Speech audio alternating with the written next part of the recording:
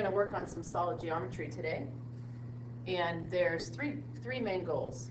The first goal is to identify what type of 3D object you have. So if you look at the top of the page, you see different 3D solids, and you're going to identify them by deciding if they're either a prism first or a pyramid. Once you make that decision, your next goal is to be able to give the name of the shape. And you'll do that by looking at the base. And then your third goal is to draw a net of the 3D object and label the measurements when measurements are given. So let's go back to the first page and look at some of the pictures we have here. So at the top of the page, you'll notice that there's pyramids and prisms. And if you're not sure which is which, what you need to do is you look at what the pyramids and prism have in common and how they're different. So if you look at the definition, a prism has a base. That means the bottom, what it rests, well, usually what it rests on, that's a polygon. And sometimes a prism can be tipped over on its side, but for today we're just looking at prisms that are easy to identify. And when you look at pyramids, they also have a polygon base, so they have that in common. So up here, if you look at these shapes, the base of this first shape is actually a rectangle or a square base. And I like to make it transparent so you can see the shape still. The second base here is a trapezoid. And so I'm just highlighting that for you, and then we'll make it a little bit more see-through. The third shape here is a six-sided base, so it's a hexagonal base, and make that transparent. On this fourth shape, you have a rectangular base, and on the last shape, you have a triangular base. So in a prism, there's two bases, and they're exactly the same. And a lot of times you'll see them resting on the base. But in a pyramid, there's one base. So one of the things that is different between a prism and a pyramid is the sides. We call the sides faces. And the sides of a prism are rectangular, but the sides of a pyramid are triangular. So let's try to, in your mind, just think about if you were going to move one of these objects, like this first one, would you categorize it as a prism or a pyramid? So what you need to do is you need to look and see if the sides are triangular or if the sides are rectangular. So hopefully you've noticed that the sides here are triangular, so we're going to put this under the pyramid category because this is the side of the pyramid, which we call a face, and this has a triangular face. So because we have a triangular face instead of a rectangular face, this shape is a pyramid. So let's place the other ones. This shape right here doesn't have triangular faces, so we're going to place it in the prism category because the sides, this is a little harder to visualize, but the front one's pretty easy to see. Each face is a rectangle. So I'm going to try to show you the side face. That's a rectangular face. It's a little hard to see when it's dark like that. But if you think about it, each of the four sides of that prism are made up of rectangles. The next shape has triangular faces. So triangular faces with a polygon base. We call that a pyramid. This fourth shape is a prism because it has rectangular faces. And the last shape can be tricky, but it does have triangles in it, but the triangles are the bases. So this triangle, when you look at that triangle, that's the same as the top here. And you have the same triangle on both the top and the bottom, but the sides itself are rectangular. So this is a rectangular faces, so it's a prism. So the easiest way to look at that for most people is just to think about which ones come to a point. I'm at the messenger stuff. Water. If you look at both of these, they both come to points. And that's how most people remember them, as pyramids. And if you look at the prisms, they have rectangular faces, and the bases are the same. So like this, if I clone it, whoops, I lost part of it, fits in nicely right here. So the bases are the same, but the sides are all rectangles. Okay, the next goal is to take the shapes, now that we've decided which one's a prism and which one's a pyramid, and give them the proper name. So we're going to start with the one that I colored red on. Since the base of this prism is a triangle, we call this prism a triangular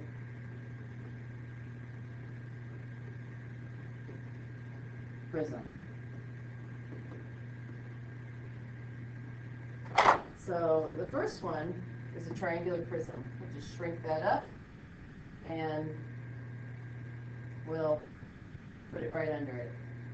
Let's move this around a bit, see if I can catch this next one. Look at this prism for a minute. I'll move this one over. Make some space here. So you look at the second one, I'm going to zoom in here. Look at the base of the second one. The base of the second one is a trapezoid shape. And if you notice, because it's a prism, you have the same shape on the bottom as you do on the top. That's what is unique about the bases, is they match, where the rest of the sides are rectangles. So since the bases form trapezoids, we call this a trapezoidal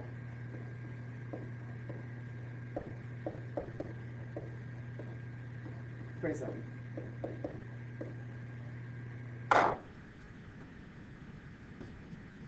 Trapezoidal prism. Let's zoom back out. So the third shape here has a rectangular base, so it's a rectangular prism.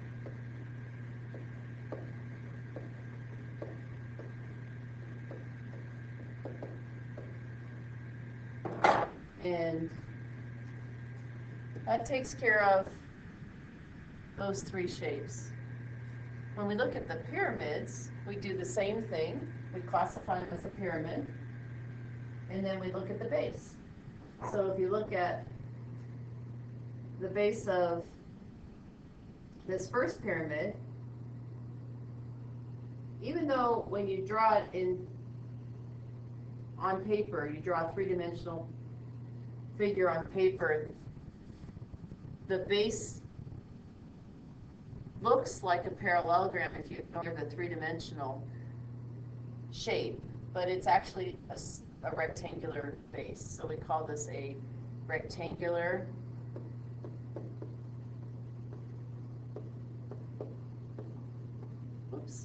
pyramid.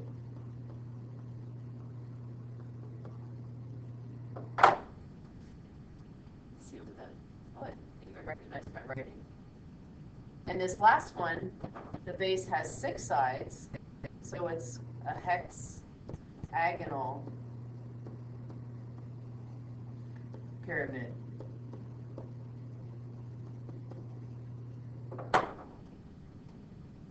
and that's the last one. So if we just take a look at the 2 pages now. So far, we've talked about the first goal of identifying the type of an object as either as a prism or a pyramid, then naming the objects, and now we're going to draw a 3D net of the object. So I want you to take a look at the most common prism that you see in books, and just kind of, it's an easy one. It's boxes, grocery boxes, all kinds of shapes are rectangular prisms. A 3D net, to draw a net, you're going to imagine unfolding this. So I want you to look at this little video here real quick. And on this video, you see the solid spinning around. This is a rectangular prism. And over here, it's unfolding it and showing you the net. So when it unfolds here, right here, that is a rectangular prism, and each time it unfolds, it makes a flat object. So we're going to try to draw those nets. So if we look at a triangular prism, there's the net of the triangular prism. And we can even look at a pentagonal prism. And we see that even that can unfold. And then one more, an octagonal prism, still unfolds. So your job today is to draw these nets. So we're going to start with drawing the net of a rectangular prism. Okay, I'm going to go back to the Smart File. We're going to practice drawing that shape. So unfortunately, my shape doesn't move around, but I'm going to imagine unfolding that. So when I unfold this box, basically what I see is this front face is a rectangle. So I'm going to pull that out of there just so you can see where I'm getting that. Oops, it came apart. And of course you have to do this without moving things around. But I thought if I started with the front face, you could see, you know, how I was, where I was getting that front face from. Oh, it didn't group. Try that one more time. So you're going to imagine unfolding your front face. And if you do that, if you think about it, that front face goes around the figure 4 times. It's really nice to have the smartboard, I have to tell you. It's a little harder without the smartboard. But this is nice and quick for me to show you. So the folds, I've unfolded this object. And now I have to kind of think about what this other part of the shape is. Actually, I just want a regular pen here. So when I look at this part, that is a different shape. It looks like it's a square, and it's stuck to one part of the box. So these are the same. So if you go back to the video, again, there's the prism. Now it's unfolding, and that's another way to draw a box. There's more than one correct way to draw a box. In other words, some of you might ask, well, can I put this up here and maybe put this up here? And the answer is, yeah, there's more than one correct way to do that. One thing you will see is that wherever there's a fold, you'll often see dotted lines. So I'd like you to try to put those dotted lines in today to indicate folds.